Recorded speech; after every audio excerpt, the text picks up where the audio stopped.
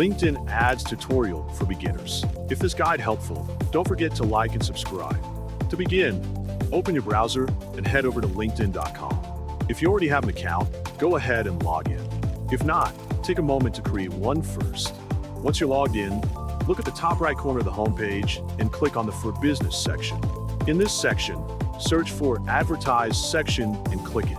This will take you to the LinkedIn Ad Setup page. Now, enter your account name and click Next to proceed. After that, enter your LinkedIn page name. Click the Agree checkbox and then hit Continue. You will then be directed to your account settings, where you'll be required to set up two-step verification for added security. Follow the steps to complete the verification. Once that's done, return to the main page. Here, you'll be asked to select your advertising objective. Choose the one that best fits your campaign goals, then click Next. Finally, enter your campaign name, scroll to the bottom, and click Save and Exit. That's it.